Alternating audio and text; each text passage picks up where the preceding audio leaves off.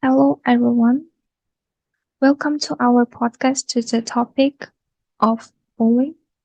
Bullying is a serious issue that affects people of all ages and can have long-lasting effects on their own mental health and well-being.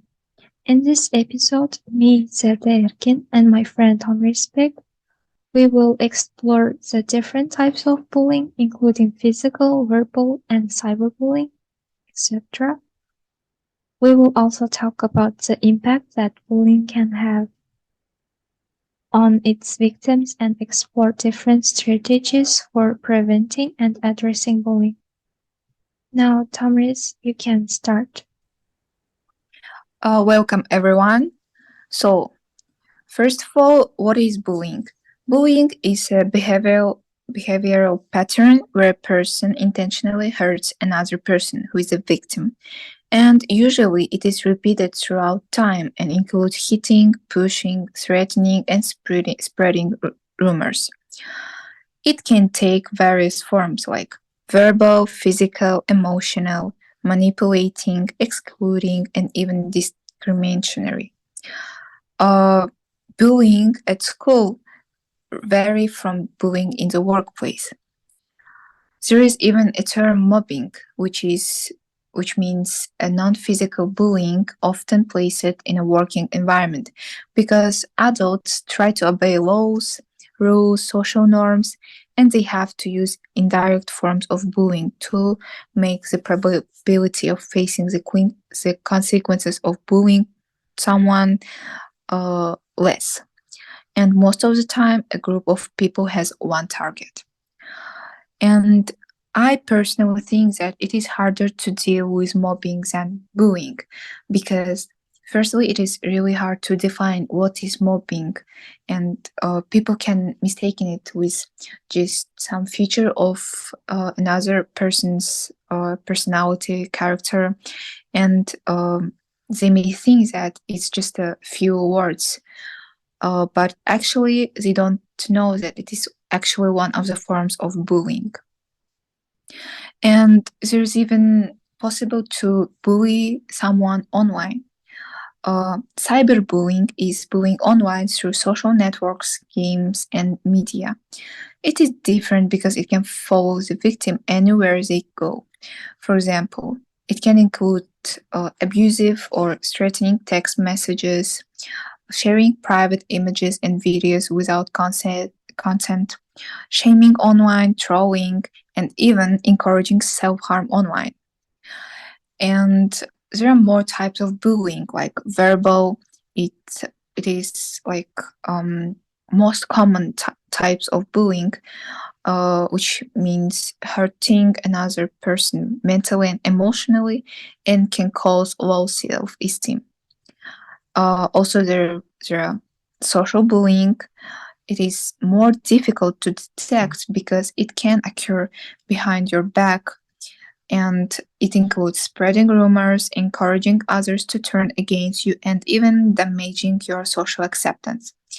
Also, there are physical bullying, uh, basically any type of bullying that hurts somebody's body, by hitting, kicking, and pushing, and etc.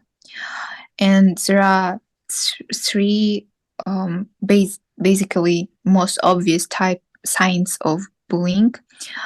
It is that children may have sleeping problems, unexplained bruises on their bodies, and making up excuses to not go to school.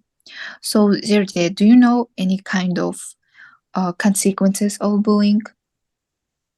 Yes, bullying can have a range of negative consequences for both the person being bullied and the person doing the bullying. Here, I'm going to say some common consequences. Mental health issue. Bullying can cause anxiety, depression, and other health issues in the person bullied. These issues can have a long-lasting impact on their mental well-being and have affect their ability to function in daily life. And for the children, bullying can affect them in academic problem. They can cause a decline in academic performance due to the missed classes, decrease in motivation, and difficulty concentrating.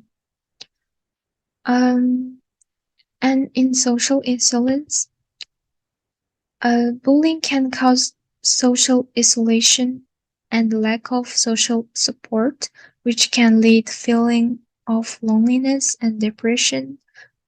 Don't you losing your confidence and sense of self-worth and increase in aggression.